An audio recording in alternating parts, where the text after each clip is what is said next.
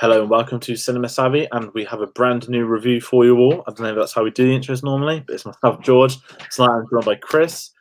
As you may tell, I am doing the intro. We do have a Chris with us, however, his voice isn't fully there. Yeah, I feel like I need to kind of talk through some kind of computer right now. I'm not ill. I'm absolutely fine. My voice has just gone. I've no idea why, but I'm going to try and do my best to get some kind of review out for this thing. But George will probably be taking most of the lead on this thing. We have actually talked quite a lot about this episode already, and we're more or less pretty much right on the same page for this one. So George's thoughts are pretty much going to echo my own throughout this entire review, pretty much. Yeah, and I think most people are the same. If you haven't seen, obviously there's going to be spoilers. Did I say it was chapter 3? It's chapter 5 of Mandalorian. I don't know the title. Oh, this is called GUNSLINGER. And let's begin as quickly as we can. They're going straight into a space battle, which was very cool to see on a TV budget. I thought it was very well. He stole the Mandalorian's line, which I will talk about later on, because other lines were stolen. And then there's a damage on the hyperdrive. And I made, no joke, at the time of watching this last Friday, I made a joke, he's run out of fuel. It's a bit like the Phantom Menace. Imagine if he had to go to Tatooine. Too late. He already was at Tatooine. And then the radio came in saying, "Welcome to Mos Eisley." Then you get a shot that mirrors the start of episode 4. Then you get them flying over the exact same canyon where Obi-Wan Kenobi pointed to the same location as apparently the entry point for all the ships. And then we have, I want to say, a nostalgia episode. I didn't get any nostalgia. On record, the same with you. This is the worst episode. I did not like this episode. Not only was it, I kind of said this before we hit record, but I know I'm jumping all over the place, but this episode didn't progress the plot. It did not progress any characters. They had a hyped up new character, Ming-Na, who they made a big point of saying she's this great assassin. We've got Ming-Na in Disney Legends. Didn't do anything, and she's someone I actually would have liked to see a lot more from, especially the point of she's all over marketing. We got introduced to maybe one of the worst characters in the history of Star Wars in the same episode. Nothing progressed with Yoda. Nothing progressed with Mando. The episode finished as it began. Last week was filler, but there was a bit of point to that too of last week. There was no point to today's episode. No. First of all, it did not need to be set on Tatooine. There was no story logistic anywhere for this episode to be set on Tatooine. That's what it. On the first viewing, it was like shake my light. It's okay. Second viewing did not hold up. All the moments were lost. It could have been on any planet in Star Wars. All they're doing is tracking down a bounty hunter to get a little bit of cash. Am I wafting on, or do you want to say something? No, you're good. You're good. This is where we do kind of differ to like the extent of this, but this has been my biggest problem with Disney Star Wars since they opened with The Force Awakens. Now, you like The Force Awakens quite a bit. I did not like it purely for the fact, I think you'll acknowledge that it does very much harken back. It is basically kind of like a remake, beat for beat, of A New Hope. You don't mind that? Like, I know a lot of people thought that was sort of Disney. Yeah, it was sort of Disney getting everyone back on. Yeah, and I've kind of said this, or I've said it before we hit live, I've said it over the years, that there's a fine line. I mean, tonight I've said there's a fine line between fan service and getting it completely wrong, going overboard. I had it with this. Force Awakens, I understand. I've always said I've understood your reasons for disliking it. And it is very similar to 4. I understand that more than anything. But this one, particularly, this episode, when we've already had filler, like, I know we've also got very different thoughts on Last Jedi. But like, had Last Jedi been beat for beat Empire Strikes Back, which it wasn't. Obviously, this isn't the Last Jedi discussion. There were similar things. Cherry picks quite heavily, though. Not as much as episode 4 to episode 7. And a bloody hype episode 9, not to episode 6. Luckily, Snoke's death, spoiler, made sure we kind of the exact same. We've got the Emperor now. Yeah, so, that leap hurdle. And the Death Star again, the throne room again. We've got. I don't mind that because that was original concept. That's cool. The set looks bloody amazing. How is it still intact? It got blown up. The windows are still in one piece. Never see it. You never see it. It was right near the reactor shaft. That's like the epicenter of the explosion. When they announced it, I went on YouTube. I was like, "Wait, how does this happen?" So I searched it. Like the camera cuts after the fireball, so there might have just been like, what's it called when there might have just been like Death Star debris for a couple of years. You know, washed. I think. Anyway, we're getting sidetracked. That's next week. I was going to say we've got a couple of weeks to figure out what they're doing with that one. But in the meantime, Mandalorian is the stopgap to episode 9, and quite frankly, Mandalorian is very much helping the lead to 9. However, this week detracted. I didn't mind last week's episode. I said it was filler. I didn't mind it either. Yeah, the ending had a point about why these characters can't stay there. They need to go out and do something. The something was not to revisit Tatooine. I don't want to sound like I'm like moaning. It was just from an 8-episode series, which we now know it's not an 8 hours of Star Wars. They differ each week based on how much there is to sort of to show and to say. We had the middle episode 4 and 5. Again, I don't mind 4, but to have 2 fillers in the middle of an 8-episode, not even a 22-episode series, an 8-episode series. It's obviously in 3 weeks' time. We might look back at this and be like, okay, but right now, in the moment, it's detracted the show, and it's questioning what's going to come next. Still not met Gus from Breaking Bad, which is me saying this every week now. I was going to say that's kind of like the running gag of this whole weekly review show, isn't it? Every week we say, "Oh, it's going to be the next one. It's going to be the next one." I think we're going to get him in the last one. Fuck it. I'm just going to hedge my bets and say it's going to be episode 8. We get him. We'll need him before. I don't know who's directing episode 6. I know Taika's the season finale, which gives me lots of joy. But this episode, I mean, I know I'm talking about Tatooine. I haven't even actually got to the official plots where there is a young Han Solo, essentially. Yeah, basically, not Alden Ehrenreich, young Han Solo, but may as well be. You had a good theory about that, by the way. When they said they had 1,000 people audition to play Han Solo, I believe them because probably 900 of them are as bad as this person.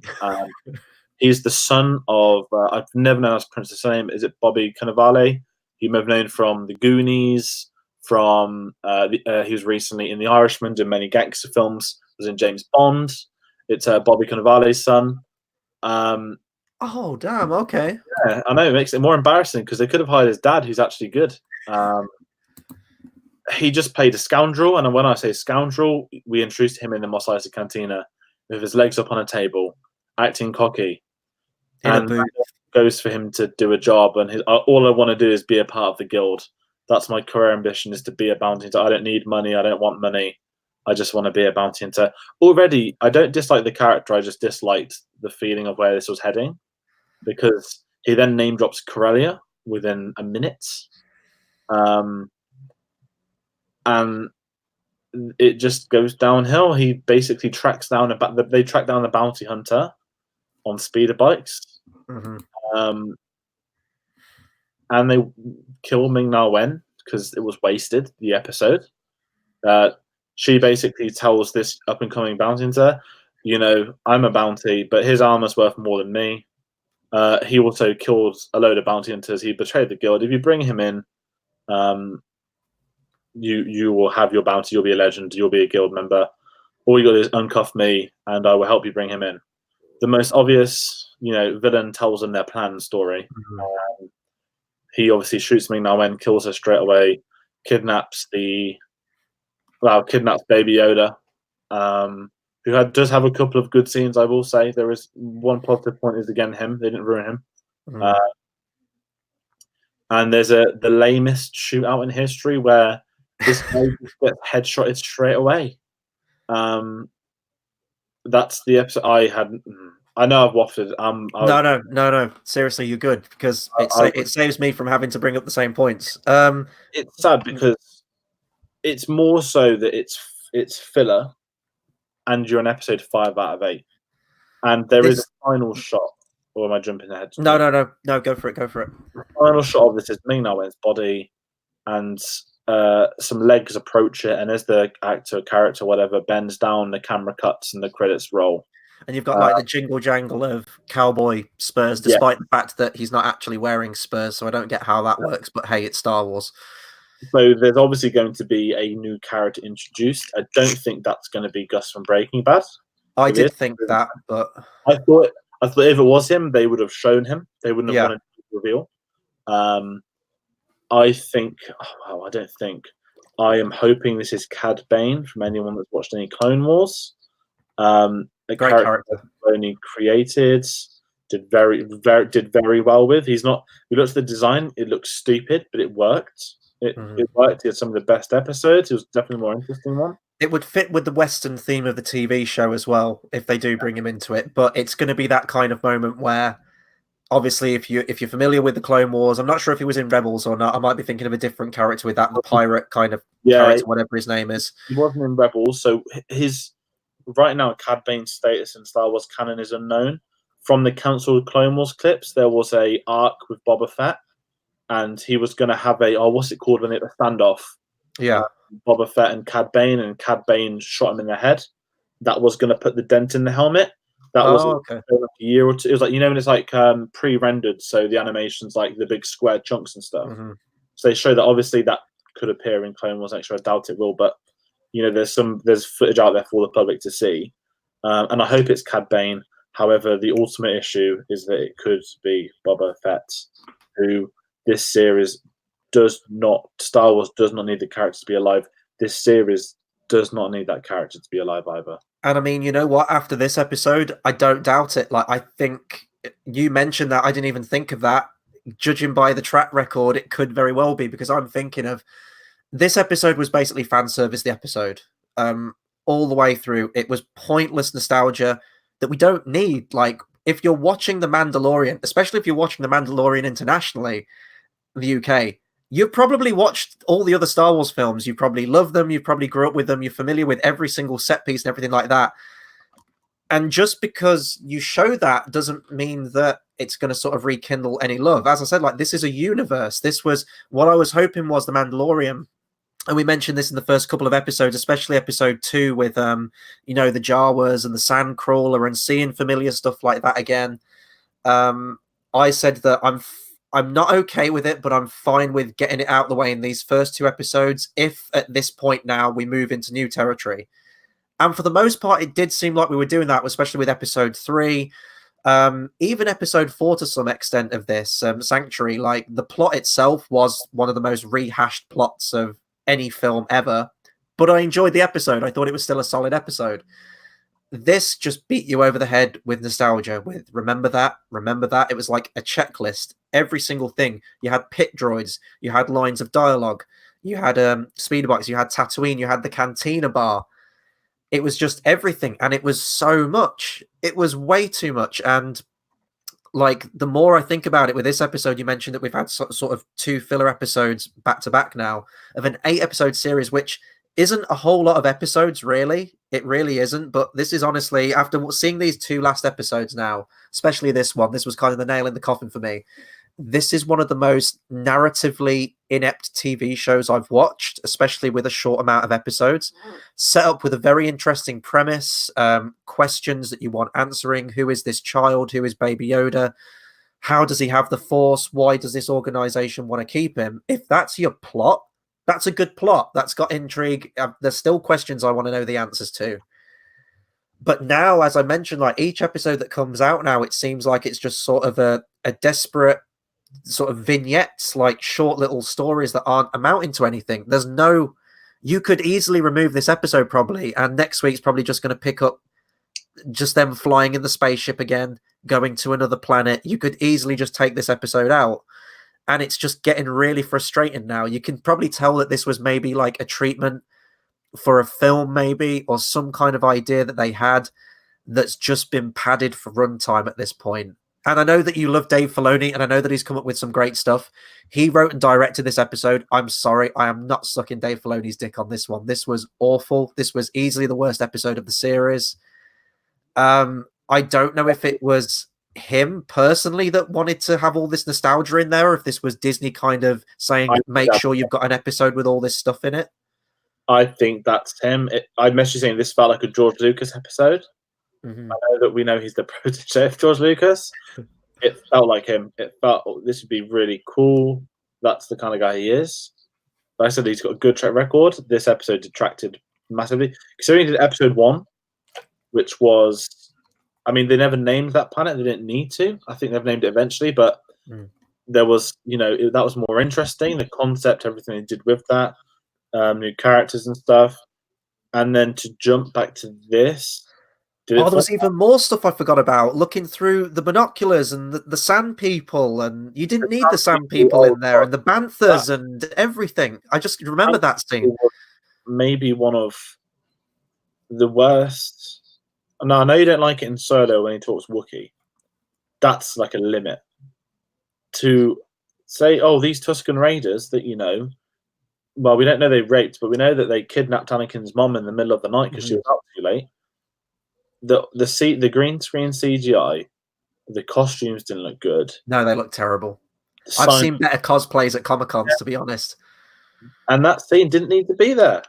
Like, I don't cut it out. I forgot, and that was what it was when it hit that point. It's when they're looking through the binoculars. It's got the same hazy vision as Luke. It's got like, oh, there's some banthas down there, but I don't see.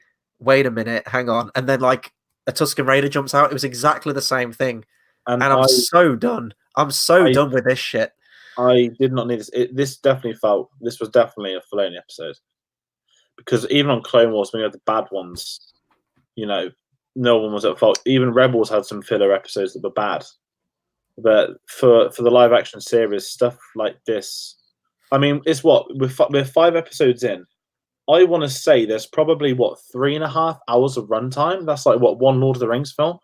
Yeah, that's a third of a plot. But this is 5 episodes of 8. Unless the next, I mean, in 2 weeks' time, I can like an idiot. I've had 3 of the best episodes in the lore of Star Wars.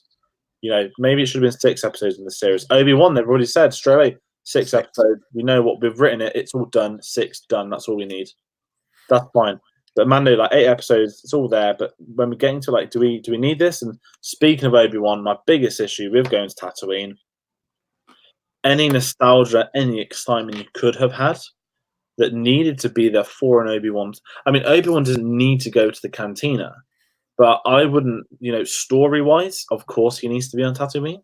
I'd happily have a series of him depressed alone in his shed. At some point, he might want to go for a walk around Mos Eisley. I don't mind it if it's like the first scene of Mandalorian. It's just him walking through that town. I just like seeing things like that. Rogue One, you've got that weird. What was that like? That rubbish spy that Cassian kills at the start. So, oh look, it's like a marketplace in a spacey kind of thing. That's a guy. Yeah. I don't mind stuff like that, but I know this is again jumping back to criticizing Mos Eisley, but to me, this is not. I mean, it just sounds like this hasn't damaged Obi-Wan. Of course, it hasn't. But that impact of, oh my god, we're back on Tatooine, is not there, because it was in the Mandalorian episode 5 of series 1, and it's just frustrating because they've known Obi-Wan's going to be back for 4 years, and I'm still like, now you've had this reveal of Tatooine. Why did it need to be here? And it's in Obi-Wan, I guarantee you're going to have him walking into the same cantina bar. You're going to recreate that shit from A New Hope again. You're going to have all of this stuff again. Logistically, it makes sense for Obi-Wan because the story needs to be there. I don't want him to leave Tatooine for a series. This episode is a low point of certainly the low point of The Mandalorian. Here's the thing, though, with Obi-Wan, like, mentioning that if he walks into the cantina bar again, I'm going to hate that because that's just a pointless retread. Do something else.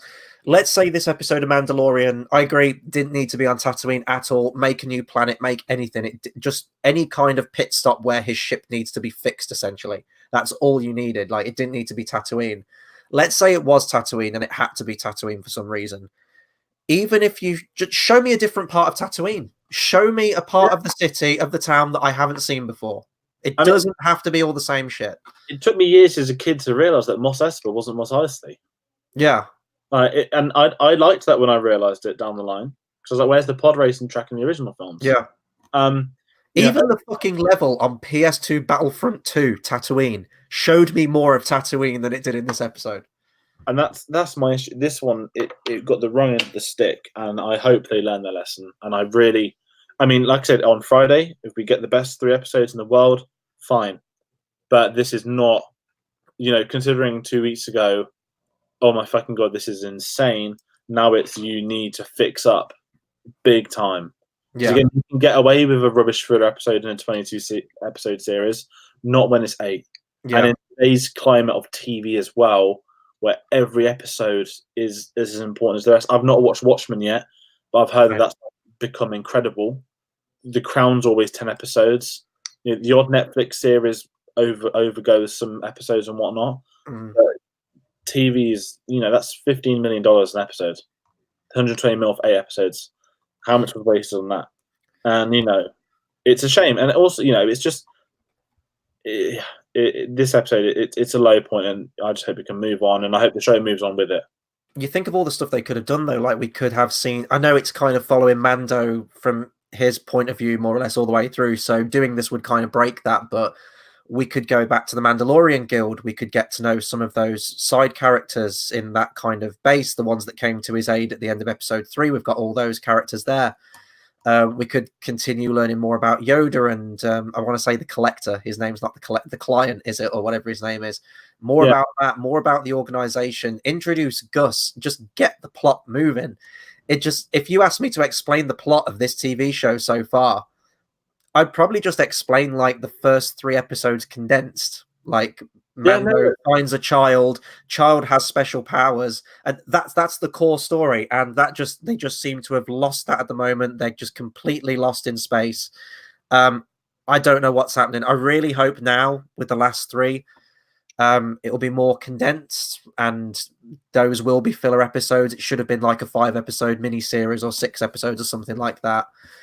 But even Baby Yoda, now I'll defend Baby Yoda till the end. Like, it's a very clever ploy by Disney to sell toys. I get that, but as I mentioned last week, I think because there is mystery and like a complex, especially because it's set after Return of the Jedi as well. It's like, who is this character? That's still kind of like the one thing that's keeping me going with this series, because I want to know. But even like in this episode, especially, he's just there for cutesiness. Literally every time it cuts to Baby Yoda, he's more or less there just for cutesy value, which is fine and it works. But I'm kind of wanting a little bit more from it now. I get that. I mean, he's only a baby, so I don't think it'll be anything other than that. But what I hope is, again, when the plot kicks in, the struggle of episode 3 was he's going to go and get Baby Yoda. Now he's protecting him. And episode 4, he wanted to leave him with the Sanctuary people. We could have had another episode of the Sanctuary for all we cared about, just what we ended with this. That's kind of the problem I had as well, like in the fact that he leaves the child on this ship alone with this woman. Last episode, he knows that people can just come out of the woodwork just unsuspectingly and try and assassinate this. Would he leave this child alone with this random woman he's never met on a planet that is revered for being one of the biggest wretched hive of scum and villainy? Also housing bounty hunters. Like, I get like walking into the cantina with him wouldn't be a smart move, but also leaving him with just a random woman and a couple of pit droids completely unguarded whilst he goes off on a mission bombing across the desert for days on end. Yeah, that. I did think that. I mean, I understand why, but it's a weird one. It just needs to get better next week. Well, I said next week, Friday. When he said he was going to pay for the ship and he says, I've got these credits, did you expect it to go, Republic credits? Credits are no good out here. I need something more real.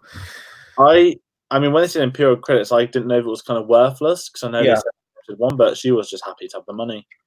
I will say, the best thing in the whole episode, I was happy to see the pit droids when I first saw them. Like, 6-year-old me was very, very happy. But then as the nostalgia kind of amounted throughout the episode, that just became one of those pieces of nostalgia, which just really irked me. But the best thing in the whole episode, we've only ever seen pit droids like fixing up pod racers or hanging about like Watto's pad or whatever. They dispose of a body in this episode. And that's fucking awesome. I did think it would take it to like a canyon or something. Like, wow, like, they're going to really get rid of a body. Like, can you imagine? This is what they could have. Rather than walking around Mos Eisley, I've paid to have an extra 5 minutes in the episode just watching 3 pit droids dragging a dead body around Tatooine. Just one with like the mop and the bleach, just like getting rid of evidence and stuff. That'd be amazing. That made me laugh because I didn't even clock onto it, and then I thought more about it. I'm like, they're kind of disposed of a body now. And then the episode ended, and I was like, okay, that's kind of awesome to think about that. I don't mind the pit droids. It's nice to see them in a sequel capacity of not the prequels. I think exactly. I think I'm just happy to see prequel stuff, like the same thing that we had with the Super Battle Droid in Episode 3. And that's the thing. I know Dave Filoni, he did direct episodes, and it's not a good episode, but he has that love for the prequels that came with Clone Wars. Mm-hmm. How that's very much a him kind of thing. Because I think obviously when they first took over, it was all content was original trilogy, a little bit sequel trilogy, primarily original. Certainly with the anniversary of Phantom Menace this year, merch wise, content wise, they are evolving into that prequel. Okay, we've kind of done everything we can with the originals, so let's go back, just get the prequel sorted, not sorted, but let's pay our respects, pay our dues, and then obviously that's nice, and it just makes me more excited. I know they're only pit droids, but it's just nice to see them on screen. Mm-hmm. But no, that's everything I've got to say on this bombardment of. Yeah, no, absolutely the same. Again, no title for next week. I'm so used to Game of Thrones where they just lay all the titles out and you can speculate about what's to come. We do have the director for next week. I'm not familiar with him, and I'm also not going to try and pronounce his name because I'll probably offend a whole body of people if I try. Episode 2, potentially. I know they've used most of them seem to have 2 episodes each, haven't they? Yeah, so it's almost like it's kind of revolving again from the first 3 episodes. So you had Dave Filoni did episode 1, then you had Rick. I'm going to try it. Famuyua. He did episode 2, The Child. He's doing next week's episode, and then episode 3 was Deborah Chow.